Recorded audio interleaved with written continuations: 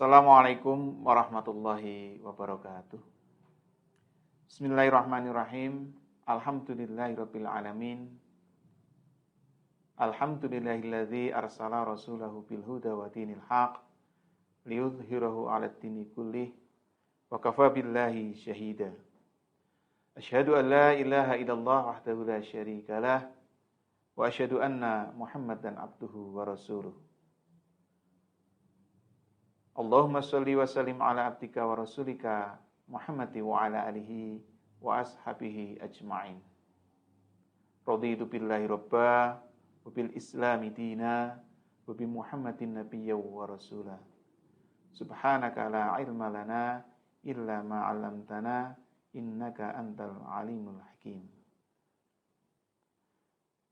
Pemirsa yang semoga dirahmati Allah, mari senantiasa kita memanjatkan puji syukur kehadirat Allah Subhanahu wa taala bahwa di 10 bulan terakhir ini kita tetap diberi kesempatan oleh Allah, diberikan umur oleh Allah untuk menikmati, untuk mengisi bulan mulia ini dengan ibadah-ibadah kepada Allah Subhanahu wa taala. Salawat dan salam semoga terlimpahkan kepada Rasulullah Muhammad SAW beserta keluarga dan para sahabatnya. Sebagaimana perintah Allah Subhanahu wa taala dalam Al-Qur'an surat Al-Ahzab. A'udzu billahi minasyaitonir rajim. Innallaha wa malaikatahu yusholluna 'alan nabi.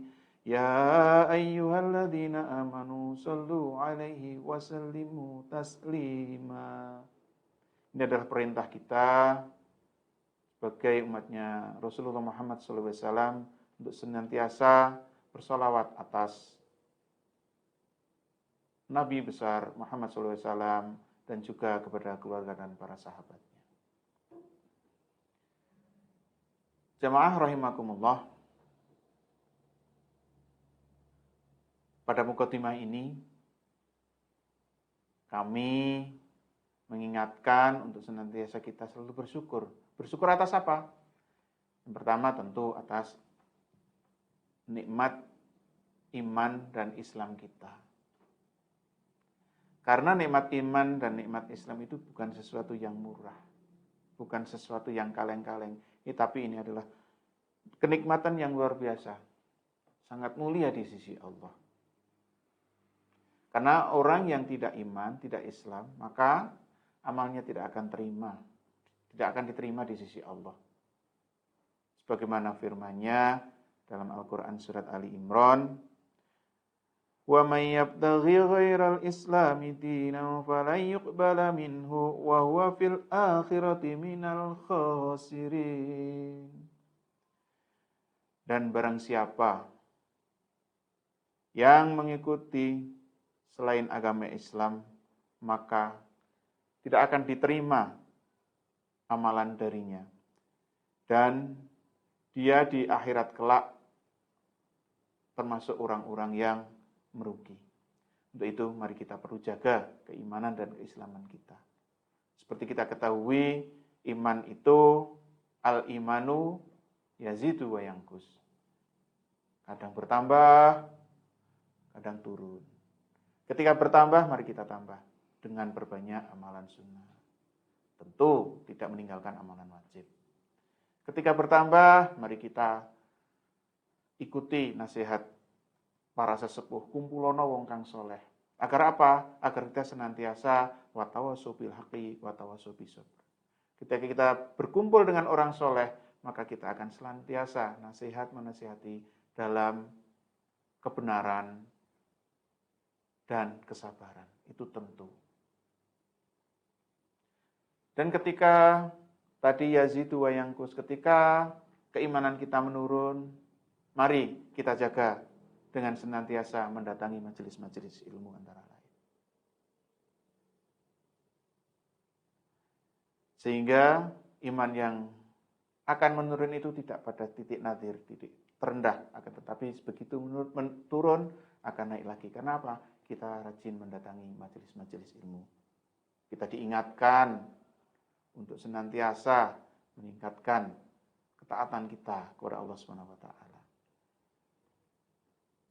Perlu kita syukuri nikmat iman dan Islam ini atas kehendak Allah.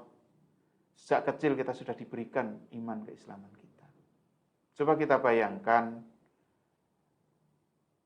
kemarin sempat viral, ada seorang dokter gigi Karisa Grani, itu menemukan hidayah, menemukan iman dan Islam ini setelah mempunyai anak 3. Coba bayangkan. Tentu konsekuensinya kita tahu semua. Ketika sudah menemukan jalan kebenaran ini, bagaimana keluarganya, bagaimana suaminya, bagaimana anak-anaknya. Ini masalah yang sangat pelik. Sedangkan kita, alhamdulillah, sebagian besar dari kita, sejak kecil kita telah dibimbing oleh orang tua kita untuk memegang dinul Islam ini. Untuk itu mari kita syukuri. Yang sangat menarik dari seorang dokter gigi Karisa Grani, beliau justru sangat yakin dengan apa yang Allah janjikan dalam Al-Qur'anil Karim. Ketika beliau dalam rasa ketakutan, merasa tertekan, dia yakin dengan janji Allah.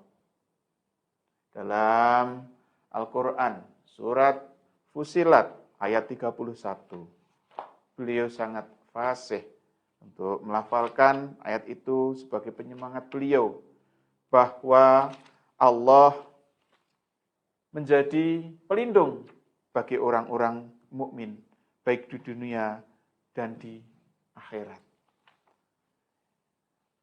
Seorang mu'alaf yang belum genap setengah tahun, belum genap 4 bulan memeluk agama ini, dengan serius mempelajari dinul Islam ini, sehingga bahkan beliau lebih yakin dari kita-kita ini akan janji-janji Allah. Beliau yakin dengan firman Allah Subhanahu wa taala bahwa pelindung dia adalah Allah langsung. Nahnu awliya'ukum fil hayati dunya wal akhirah. Walakum fiha ma tashtahi anfusukum walakum fiha ma tad'un. Kamilah pelindung-pelindungmu dalam kehidupan dunia dan akhirat. Di dalamnya surga kamu memperoleh apa yang kamu inginkan dan memperoleh apa yang kamu minta. Dan dalam ketakutan, dalam rasa tertekan, beliau selalu zikir. Zikirnya apa? Zikir dan berdoa. Doanya doa apa? Doanya Nabi Yunus ketika Nabi Yunus mengalami kesulitan. Beliau fasih sekali mendirikan doanya, La ilaha illa anta subhanaka inni kuntu minadh dhalimin. La ilaha illa anta, tidak ada Tuhan selain Engkau. Subhanaka, maha suci Engkau, inni kuntu minadh dhalimin. Sesungguhnya aku termasuk orang-orang yang menganiaya diri. Ini adalah pelajaran buat kita semua ketika kita ditimpa masalah, kita tidak langsung memohon jalan keluar, tapi mengakui kesalahan-kesalahan kita. Demikian juga ketika Nabi Adam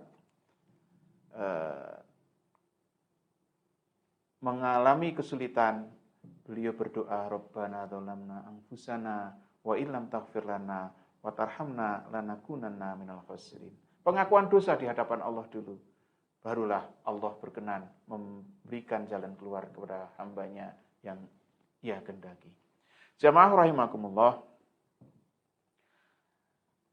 Lagi-lagi sebagai seorang mukmin kita harus bersyukur. Bersyukur karena apa? Karena kunci kebahagiaan itu antara lain ketika kita menjadi seorang mukmin. Dalam Al-Quran surat An-Nahl ayat 97. Bismillahirrahmanirrahim. Man 'amila shalihan min dzakarin aw untha wa huwa mu'minun falanuhyiyannahu hayatan thayyibah wa lanajziyannahum ajrahum bi ahsani ma kanu ya'malun. Barang siapa mengerjakan kebajikan, baik laki-laki maupun perempuan dalam keadaan beriman. Sekali lagi dengan catatan dalam keadaan beriman. Maka pasti akan kami berikan kepadanya kehidupan yang baik dan akan kami beri balasan dengan pahala yang lebih baik dari apa yang telah mereka kerjakan. Jadi kehidupan yang baik di sini menurut beberapa ahli tafsir bukan hanya kehidupan baik di akhirat, akan tetapi di dunia ini mendapatkan kehidupan, jiwanya tentram, makanannya sehat, kehidupannya menyenangkan, hayatan thayyibah. Dengan syarat apa? Dia beramal soleh dan juga dalam keadaan beriman. Itu mari kita syukuri keimanan yang telah Allah anugerahkan kepada kita. Jamaah rahimani wa rahimakumullah. Nikmat yang kedua yang perlu kita syukuri adalah nikmat sehat. Sehat merupakan seperti mahkota bagi orang yang sakit. Jadi ketika orang yang sedang tergeletak sakit melihat orang yang sehat itu seperti orang yang sedang memakai mahkota yang sangat mulia. Akan tetapi yang bisa melihat ya orang sakit. Kadang orang sehat itu lupa bahwa kita itu sedang memakai mahkota. Wajahnya yang berseri-seri, bisa senyum, bisa tertawa, bisa beribadah dengan khusyuk. Itu merupakan nikmat yang luar biasa. Belum lama kami Lazismu, Lembaga Zakat, Infak, dan Sedekah Muhammadiyah, berkunjung kepada salah satu mustahik. Salah seorang mustahik itu matanya agak sakit, tapi beliau sangat ingin sekali selalu membaca Al-Quran. Kemudian apa? Karena yang satu kalau matanya dibuka keduanya, dia akan keluar air matanya. Kemudian direwang-rewangi apa itu? Dibela-belain. Dibela-belain matanya ditutup salah satu. Kemudian baca Al-Quran. Mungkin beliau tidak dapat membaca Al-Quran lebih banyak. Cukup satu lembar, beliau sudah menenteramkan hatinya. Kemudian beliau menyampaikan kepada kami, Pak, saya itu tidak bisa bahasa Arab, saya tidak tahu Al-Quran yang saya baca itu artinya apa, saya tidak tahu. Tapi saya setelah membaca Al-Quran, hati saya tenang. Dia dalam keadaan sakit. Dalam keadaan sakit bisa menenangkan hati, menenangkan jiwa, yaitu dengan Al-Quran. Saking dini, dalam kondisi sakit, dia akan terus beribadah dengan membaca Al-Quran. Untuk itu, mari kita yang diberikan nikmat kesehatan ini kita manfaatkan untuk senantiasa beribadah kepada Allah Subhanahu wa taala. Jamaah rahimakumullah, pada kesempatan yang berbahagia ini saya akan menampilkan dua sosok orang yang terkenal di muka Indonesia ini, bahkan di muka bumi ini yang satunya.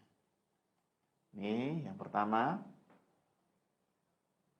saya kira semua kenal nggih. Ini beliau Khairul Tanjung, beliau pengusaha sukses, raja media. Gitu. Kemudian yang kedua, Bill Gates nih, pengusaha tingkat internasional, kekayaannya luar biasa. Saya tidak akan berbicara lebih jauh tentang beliau berdua, karena kita semua sudah tahu siapa beliau berdua. Yang akan saya sampaikan, Bapak Khairul Tanjung dan Mr. Bill Gates ini, ketika keduanya itu berlibur ke sebuah pulau, berlibur lepas dari pekerjaannya, kira-kira apakah ada pendapatan yang dia peroleh? Misalnya Bapak Khairul Tanjung berlibur di suatu daerah atau suatu negara selama sebulan atau selama seminggu, apakah ada penghasilan yang akan masuk ke beliau? Tentu ada, karena beliau pengusaha. Oke, ini urusan dunia. Kita tarik masalah ini ke masalah urusan agama kita, urusan akhirat. Kira-kira ada enggak ketika kita sedang tidur, ketika kita sedang santai sejenak ketika kita bahkan sedang berlibur, bahkan ketika nanti kita sudah istirahat untuk selamanya, sudah mati, kira-kira ada enggak pahala kebaikan yang terus mengalir kepada kita? Oh, tentu ada. Itu namanya pengusaha amal soleh. Apakah sulit? Oh, belum tentu sulit. Tergantung kemauan kita. Kebaikan itu akan mengalir ketika kita tidur, ketika kita makan bersama dengan keluarga, bahkan ketika kita tidak beraktivitas, tapi kita tak mendapatkan kiriman kebaikan-kebaikan itu. Apa itu kira-kira? Sebagaimana hadis yang sangat masyhur, Rasulullah ngendika, "Idza matal insanu inqata'a 'amaluhu illa min thalathin. Min shadaqatin jariyatin wa ilmin yuntafa'u bihi wa waladin sholihin yad'u lahu." Jika seseorang meninggal dunia, maka terputuslah amalannya kecuali 3 perkara. Yang pertama, sedekah jariah. Yang kedua, ilmu yang dimanfaatkan. Kemudian, doa anak yang soleh.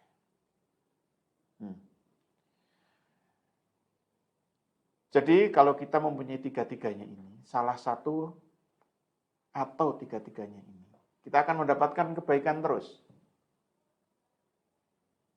Ketika kita istirahat, bahkan nanti ketika kita istirahat untuk selamanya, kita mendapatkan kiriman kebaikan dari apa yang kita ikhtiarkan atas izin Allah Subhanahu wa taala.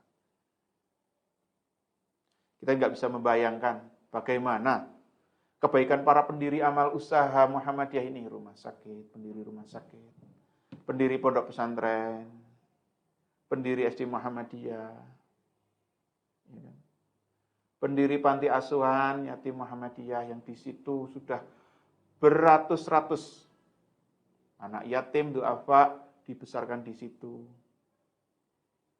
Diberikan pelajaran ilmu tauhid, akhlak, ilmu ibadah dan lain-lain. Kemudian dari anak-anak itu sekarang sudah beramal soleh sesuai dengan ajaran Islam yang sebenarnya. Tentu ini akan berbuah kebaikan pula kepada para pendirinya. Demikian juga bagaimana kita tidak bisa membayangkan kebaikan para pendiri rumah sakit ini. Sudah berapa ribu orang yang berobat di sini. Orang yang tadinya mungkin bingung mau berobat kemana, mungkin ke pengobatan tradisional yang kadang bercampur dengan syirik, yang itu dilarang Allah. Kemudian dengan adanya rumah sakit ini adalah solusi. Solusi apa? Agar berobat sesuai dengan ilmu pengetahuan. Kemudian di rumah sakit ini sudah berapa banyak orang yang bekerja di situ ada keluarganya, luar biasa. Mari kita doakan para pendiri rumah sakit, para pendiri panti asuhan yatim Muhammadiyah, untuk ditetapkan kebaikannya di sisi Allah dari kebaikan-kebaikan yang mereka lakukan di masa lampau. Bagaimana kebaikannya para pendiri pondok pesantren, yang di situ pesantren mengajarkan anak-anaknya untuk selalu berbakti kepada orang tua, untuk menjadi para penghafal Al-Quran, untuk mengaji secara benar, untuk berakhlak, beradab kepada orang lain sesuai dengan ajaran Islam. Di pesantren itu juga pasti tumbuh masjid, pasti berdiri masjid. Jadi setiap kebaikan itu pasti akan menimbulkan kebaikan-kebaikan berikutnya. Untuk itu, mari kita buat monumen-monumen kebaikan yang nanti imbasnya itu akan menjadi ladang kebaikan untuk kita semua. Baik ketika kita hidup di dunia ini, bahkan nanti sampai setelah kita mati. Dan di akhirat kelak, insya Allah akan menjadi saksi bagi kita, bahwa kita bersungguh-sungguh jalan di jalan dakwah ini. Jamaah rahimani rahimakumullah. Untuk sedekah jariah ini, Tentu banyak sekali macamnya. Harta yang kita miliki itu sebenarnya hakikatnya ada 3. Yang pertama, makanan yang kita makan. Makanan yang kita makan tadi pagi kita sahur, sore kita buka, itu akan menjadi kotoran. Kemudian, pakaian yang kita pakai. Sepatu yang kita pakai, kendaraan, serta rumah kita,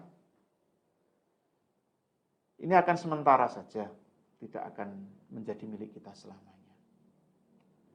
Bahkan ketika kita mempunyai 20 style pakaian, nggak mungkin kita akan memakai semua.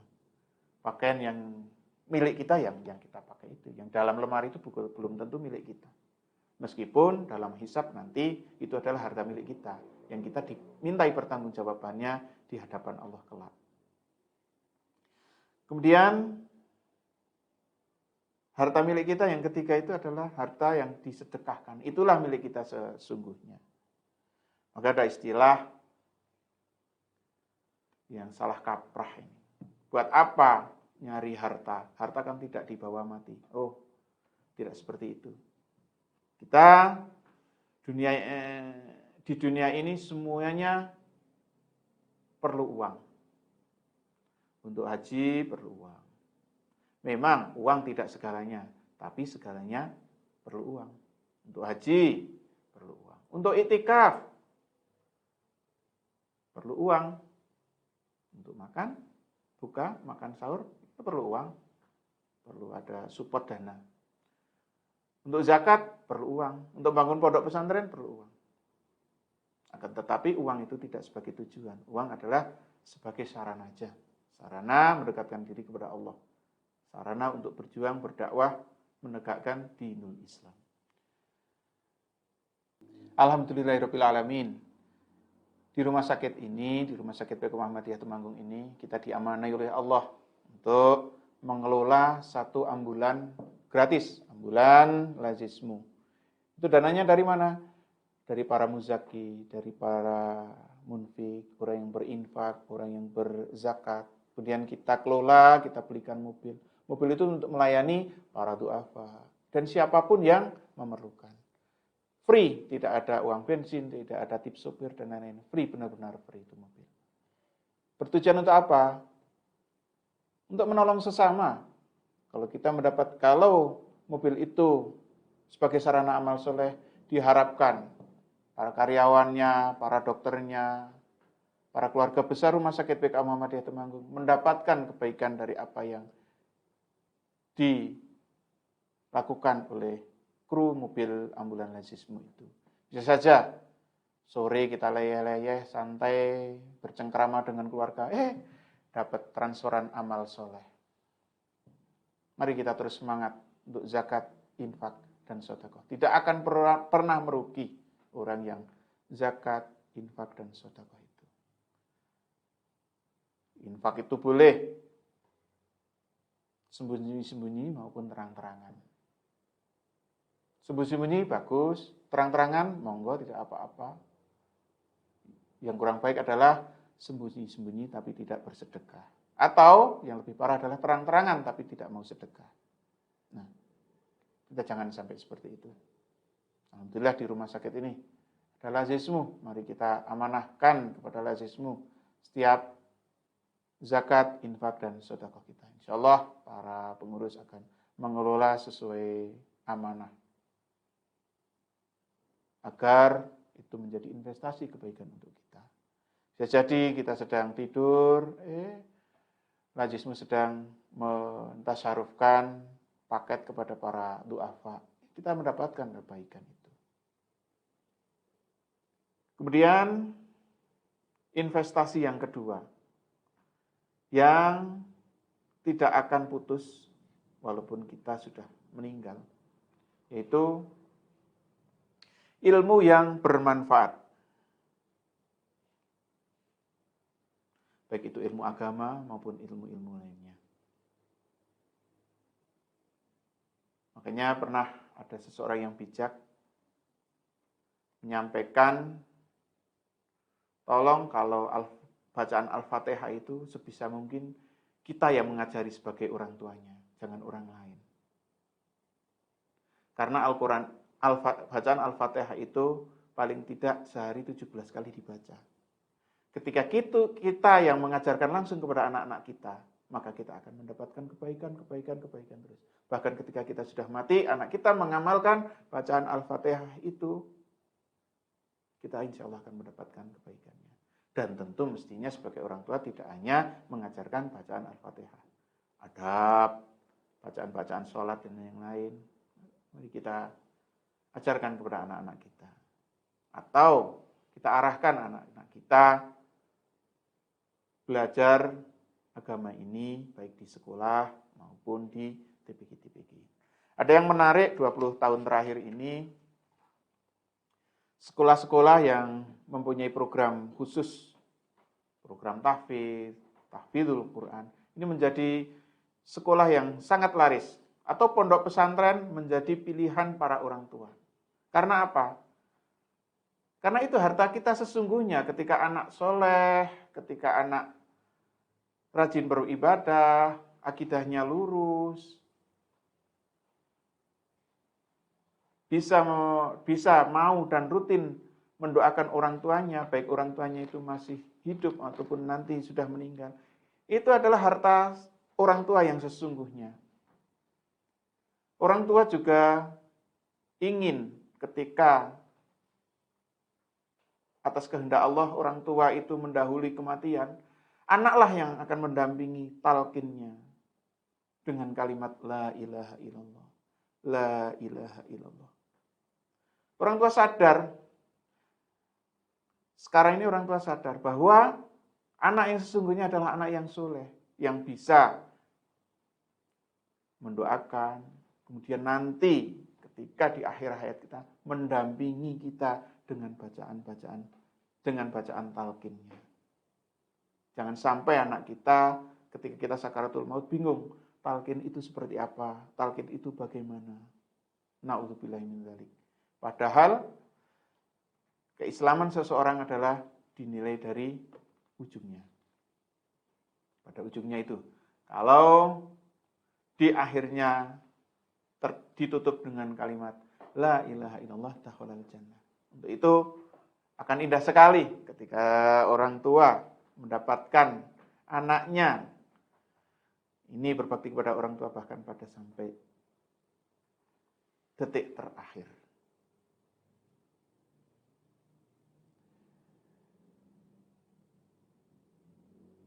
Seperti tadi, ilmu bermanfaat perlu diajarkan kepada anak kita agar anak kita mengamalkan ilmu itu dan kita mendapatkan kebaikan. Sebaliknya, kita senantiasa berlindung dari 4 perkara yang salah satunya adalah berlindung dari ilmu yang tidak bermanfaat. Ada doa yang Rasulullah ajarkan, Allahumma inni a'udzubika min ilmin la yanfa' wa min qalbin la yakhsha' wa min nafsin la tashba' wa min du'ain la yusma'. Allahumma inni a'udzubika, ya Allah sesungguhnya aku berlindung kepada Engkau min ilmin la yanfa', dari ilmu yang tidak bermanfaat. Wa min qalbin la yakhsha', dari hati yang tidak pernah khusyuk, enggak pernah tenang mengerjakan ini, teringat di sana. Salat, ingat pekerjaan. Berbakti kepada orang tua, ingat kepada istri, ingat kepada anak. Jadi hatinya tidak pernah khusyuk. Diberi rizki, pulpen, mana bukunya. Enggak ada pernah khusyuknya. Wa min nafsil la tashba', dan dari jiwa yang tidak pernah puas. Diberi rizki 100.000 loh, mestinya saya kan dapat 300.000. Diberi 400.000 loh, mestinya kan 1 juta. Dan seterusnya. Mendapatkan limpahan rizki, misalnya bisa beli kendaraan, loh, sepeda motor, mestinya saya itu dapat mobil ya, bisa beli mobil ya. Jadi hatinya tidak pernah akan puas. Nafsunya, jiwanya tidak akan pernah. Ini kita perlu berlindung dari 4 perkara ini. Kemudian yang keempat adalah wa min du'a'i la yusma'. Na'udzubillahi min dzalik. Ya Allah, aku berlindung kepada Engkau dari doa yang tidak Engkau dengarkan. Doa yang tidak dikabulkan. Tuh, mari kita di bulan Ramadan ini, kita kencangkan doa ini, berlindung dari 4 perkara ini. Allahumma inni a'udzubika min ilmin la yanfa' wa min qalbin la yahsya' wa min nafsin la tashba' wa min du'ai la yusma'. Kemudian yang ketiga, sudah tadi saya singgung di depan, yaitu anak soleh yang mendoakan orang tuanya. Ini adalah menjadi harapan bagi orang tua. Karena kita tidak bisa berharap kepada orang lain untuk mendoakan kita ketika kita sudah meninggal. Hanya anak-anak lah yang bisa kita harapkan mendoakan kita. Setiap habis sholat, Allahumma gfir lahu warahmuhu wa'afihi wa'fu anhu. Rabbi gfirli wali walidayya warhamhuma kama rabbayani shaghira. Yang kita harapkan hanya dari anak-anak kita. Tetangga kita belum tentu sempat dan ingat mendoakan kita. Sepupu kita, pakde kita belum tentu ingat mendoakan kita. Hanya anaklah yang kita harapkan mendoakan kita ketika kita sudah nanti meninggal kelak. Mari kita siapkan generasi kita, generasi robbani, generasi yang sulih. Tentu ini tidak serta-merta jadi melalui proses yang cukup panjang, dengan pendidikan, dengan kesabaran, tentu dengan doa kita, agar anak kita menjadi anak-anak yang sulih.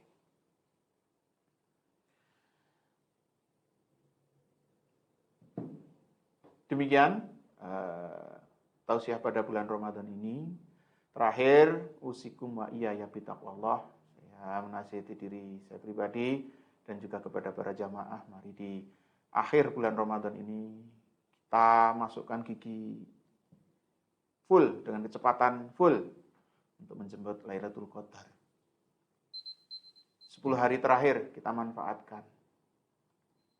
Kita manfaatkan untuk itikaf. Bagi yang tidak bisa 1 kali 24 jam kali 10 hari, bisa mulai ba'da isya sampai menjelang subuh karena kita siangnya bekerja.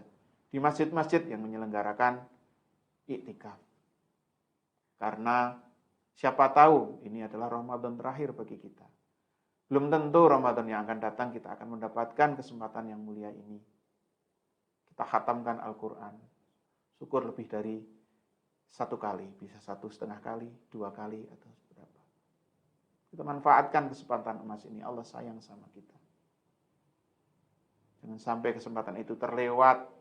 Karena memang di akhir Ramadan ini banyak godaan yang berupa materi. Dan disitulah letak kemuliaan.